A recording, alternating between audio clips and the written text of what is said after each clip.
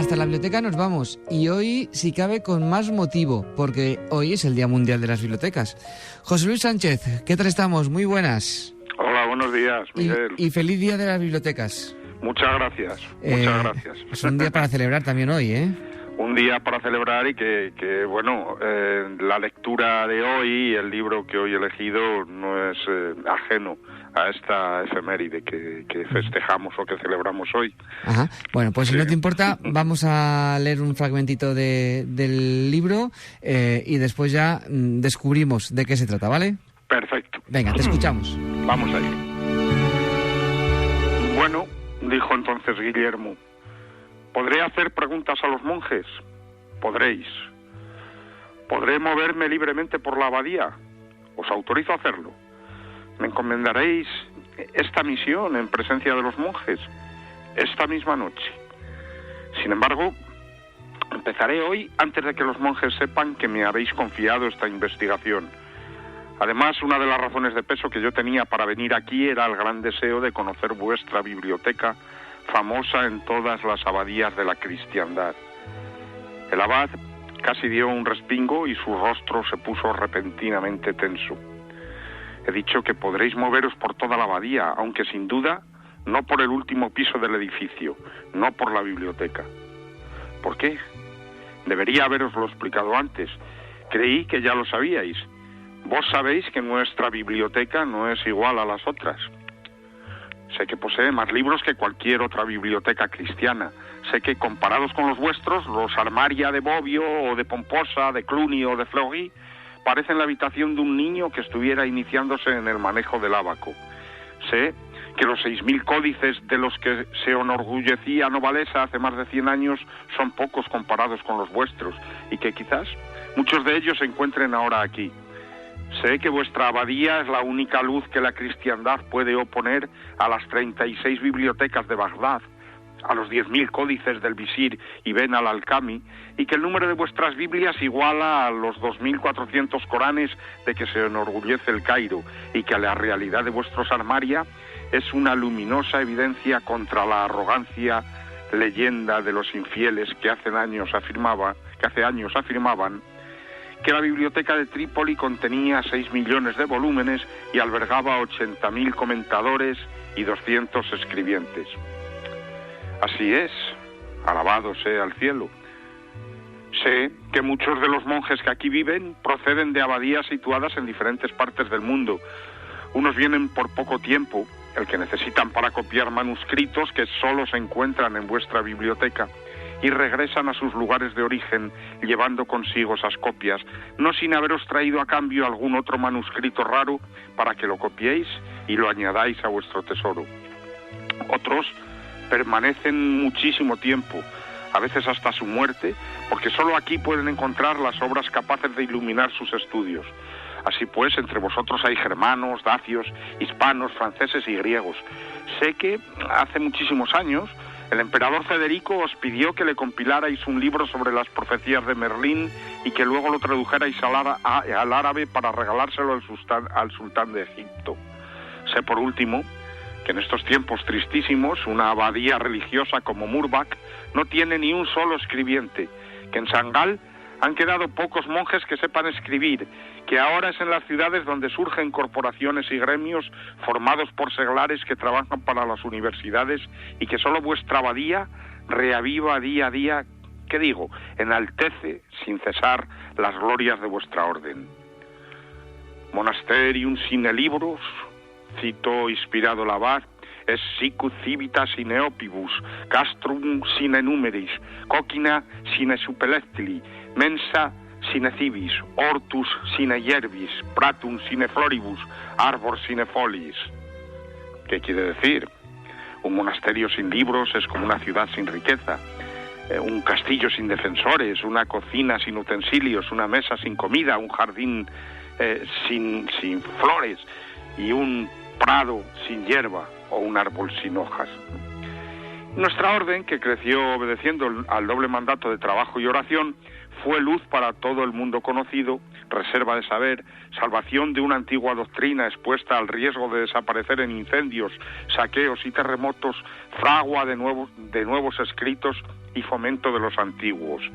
Oh, bien sabéis que vivimos tiempos muy oscuros, y vergüenza me da deciros que hace no muchos años el Concilio de Vienne tuvo que recordar que todo monje está obligado a ordenarse. ¿Cuántas de nuestras abadías, que hace 200 años eran centros resplandecientes de grandeza y santidad, son ahora un refugio de holgazanes? La orden aún es poderosa, pero hasta nuestros lugares sagrados llega el hedor de las ciudades. El pueblo de Dios se inclina hacia el comercio y las guerras entre facciones. Allá, en los grandes centros poblados donde el espíritu de santidad no encuentra albergue, donde ya no solo se habla, sino también se escribe en lengua vulgar, y ojalá ninguno de esos libros cruce jamás nuestra muralla, porque fatalmente se convierten en pábulo de la herejía. Por los pecados de los hombres el mundo pende al borde del abismo, un abismo que invoca al abismo que ya se abre en su interior. Y mañana, como sostenía Honorio, los cuerpos de los hombres serán más pequeños que los nuestros, así como los nuestros ya son más pequeños que los de los antiguos. Mundus senextit, es decir, el mundo envejece. Pues bien, si alguna misión ha confiado Dios a nuestra orden, es la de oponerse a esa carrera hacia el abismo, conservando, repitiendo y defendiendo el tesoro de sabiduría que nuestros padres nos han confiado. La divina providencia ha dispuesto que el gobierno universal, que al comienzo del mundo estaba en Oriente, se desplace a medida que el tiempo se aproxima hacia Occidente, para avisarnos de que se acerca el fin del mundo, porque el curso de los acontecimientos ya ha llegado al límite del universo. Pero hasta que no advenga definitivamente el milenio, hasta que no triunfe, si bien por poco tiempo, la bestia inmunda, el anticristo, nuestro deber es custodiar el tesoro del mundo cristiano y la palabra misma de Dios tal como la comunicó a los profetas y a los apóstoles, tal como la repitieron los padres sin cambiar ni un solo verbo, tal como intentaron glosarla a las escuelas, aunque en las propias escuelas anide hoy la serpiente del orgullo, de la envidia y de la estulticia. En este ocaso somos aún antorchas, luz que sobresale en el horizonte, y mientras esta muralla resista, seremos custodios de la palabra divina. Así sea, dijo Guillermo con tono devoto, pero ¿qué tiene que ver esto con la prohibición de visitar la biblioteca? Mirad, fray Guillermo, dijo el abad, para poder realizar la inmensa y santa obra que atesoran aquellos muros, y señaló hacia la mole del edificio que en parte se divisaba por la ventana de la celda, más alta incluso que la iglesia abacial, hombres devotos han trabajado durante siglos observando unas reglas de hierro. La biblioteca se construyó según un plano que ha permanecido oculto durante siglos y que ninguno de los monjes está llamado a conocer. Solo posee este secreto el bibliotecario, que lo ha recibido del bibliotecario anterior y que a su vez lo transmitirá a su ayudante con suficiente antelación como para que la muerte no lo sorprenda y la comunidad no se vea privada de ese saber. Y los labios de ambos están sellados por el juramento de no divulgarlo. Solo el bibliotecario, además de saber, está autorizado a moverse por el laberinto de los libros. Solo él sabe dónde encontrarlos y dónde guardarlos. Solo él es responsable de su conservación. Los otros monjes trabajan en el scriptorium y pueden conocer la lista de los volúmenes que contiene la biblioteca, pero una lista de títulos no suele decir demasiado. Solo el bibliotecario sabe, por la colocación del volumen, por su grado de inaccesibilidad, qué tipo de secretos, de verdades o de mentiras encierra cada libro. Solo él decide cómo, cuándo y si conviene suministrarlo al monje que lo solicita, a veces no sin antes haber consultado conmigo, porque no todas las verdades son para todos los oídos, ni todas las mentiras pueden ser reconocidas como tales por cualquier alma piadosa, y por último, los monjes están en el scriptorium para realizar una tarea determinada que requiere la lectura de ciertos libros y no de otros, y no para satisfacer la necia curiosidad que puedan sentir, ya sea por flaqueza de sus mentes, por soberbia o por sugestión diabólica. De modo que en las bibliotecas también hay libros que contienen mentiras, dijo Guillermo. Los monstruos existen porque forman parte del plan divino, y hasta en las horribles facciones de los monstruos se revela el poder del Creador. Del mismo modo, el plan divino contempla la existencia de los libros de los magos, las cábalas de los judíos, las fábulas de los poetas paganos y las mentiras de los infieles. Quienes durante siglos han querido y sostenido esta abadía estaban firme y sanamente persuadidos de que incluso en los libros que contienen mentiras, el lector sagaz puede percibir un pálido resplandor de la sabiduría divina. Por eso, también hay esa clase de obras en la biblioteca, pero como comprenderéis, precisamente por eso cualquiera no puede penetrar en ella. Además, añadió el abad casi excusándose por la debilidad de este último argumento, el libro es una criatura frágil, se desgasta con el tiempo, teme a los roedores, resiste mal la intemperie y sufre cuando cae en manos inexpertas. Si a lo largo de los siglos cualquiera hubiese podido tocar libremente nuestros códices, la mayoría de estos ya no existirían. Por tanto, el bibliotecario los defiende no solo de los hombres, sino también de la naturaleza, y consagra su vida a esa guerra contra las fuerzas del olvido que es enemigo de la verdad. De modo que, salvo 2 personas, nadie entra en el último piso del edificio. El abad sonrió. Nadie debe hacerlo, nadie puede hacerlo, y aunque alguien quisiera hacerlo, no lo conseguiría. La biblioteca se defiende sola, insondable como la verdad que en ella habita, engañosa como la mentira que custodia. Laberinto espiritual y también laberinto terrenal. Si lograseis entrar, podríais no hallar luego la salida. Aclarado esto, desearía que respetaseis las reglas de la abadía. Sin embargo, dijo Guillermo, no habéis excluido la posibilidad de que Adelmo se haya precipitado desde una de las ventanas de la biblioteca. ¿Cómo puedo razonar sobre su muerte sin ver el lugar en el que pudo haber empezado su historia? Fray Guillermo, dijo el abad en tono conciliador, un hombre que ha descrito a mi caballo Brunello sin verlo y la muerte de Adelmo sin saber casi nada, no tendrá dificultades en razonar sobre lugares a los que no tiene acceso. Guillermo hizo una reverencia. Soy sabio, aunque os mostréis severo, se hará como queráis. Si fuera sabio sería porque sé mostrarme severo, respondió el abad. Una última cosa, preguntó Guillermo. Hubertino está aquí, os espera, lo encontraréis en la iglesia. ¿Cuándo? Siempre, sonrió el abad. Sabed que aunque sea muy docto, no tiene gran aprecio por la biblioteca. Considera que es una tentación del siglo. Pasa la mayoría de su tiempo rezando y meditando en la iglesia. ¿Está muy viejo?, preguntó Guillermo vacilando.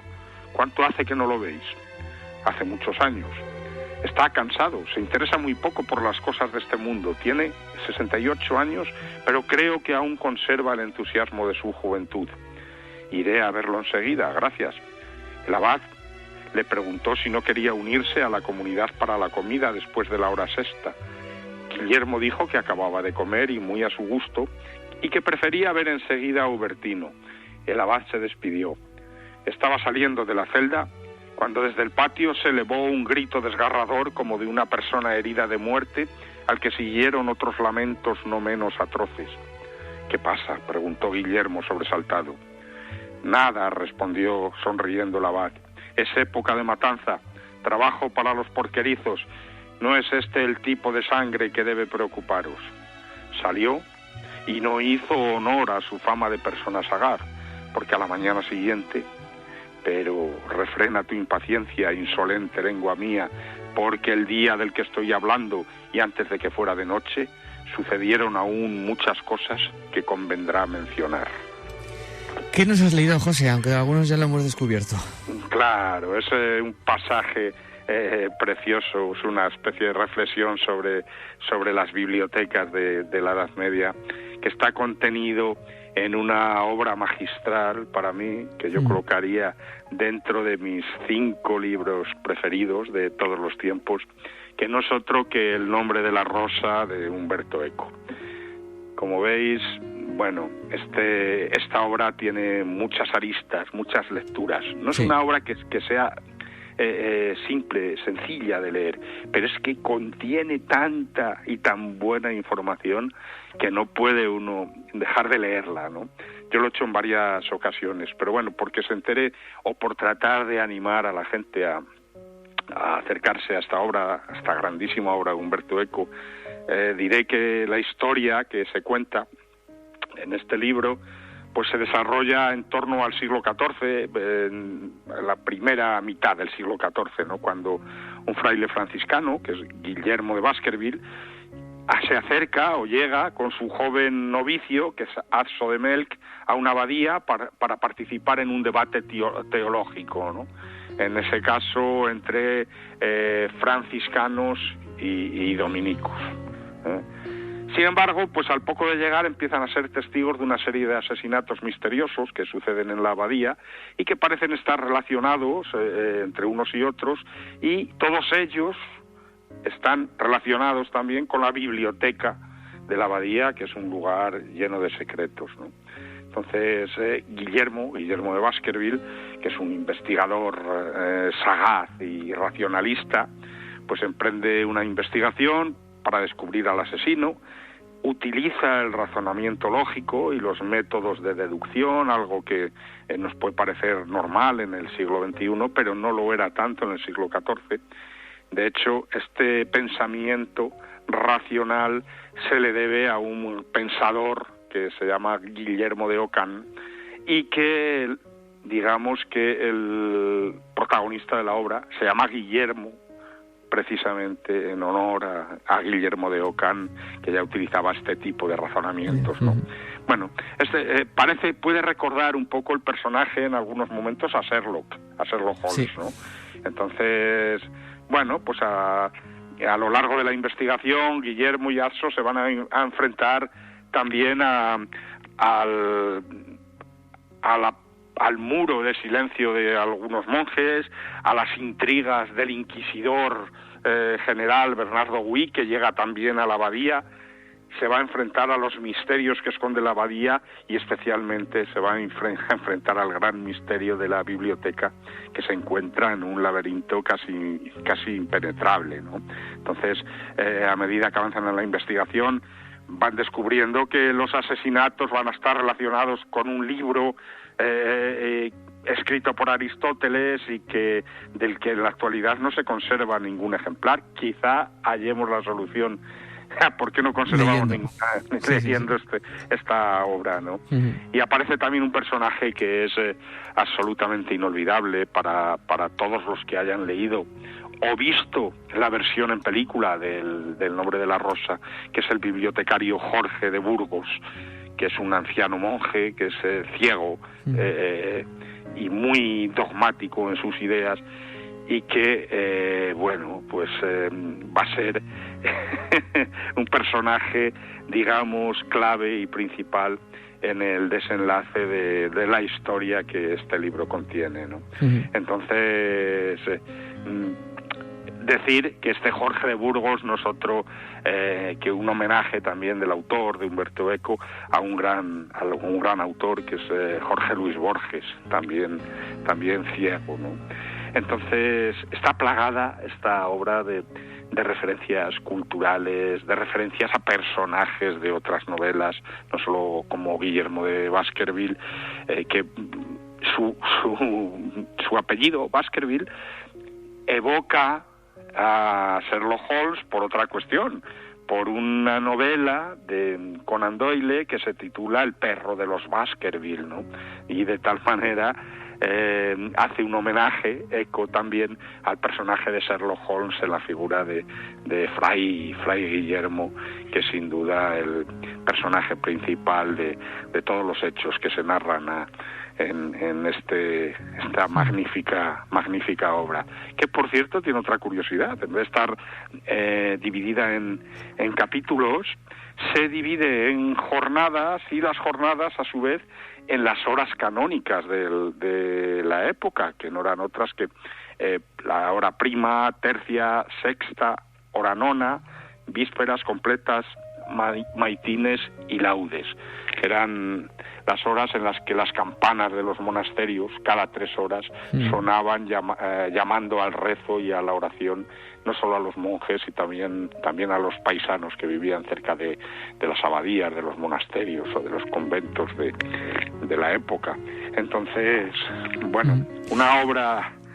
Qué mejor que recomendar en el Día de la Biblioteca un libro que transcurre en torno a una de las bibliotecas más famosas de la literatura, podría decir. Así que, bueno, redondeamos. En el nombre de la rosa. El libro, por eso escogí. Sí, en el nombre de la rosa de Humberto Eco, y es el libro que ya está allí preparado por si alguien lo quiere leer o incluso hacer una segunda relectura que merece la pena. José, muchísimas gracias por todo, que tengas un feliz día de las bibliotecas. Muchísimas gracias por haceros eco de esta efeméride y por seguir llamándonos cada jueves para aconsejar un libro, desde aquí, desde la biblioteca que hoy celebra su día. Un abrazo muy fuerte, gracias. Gracias a vosotros.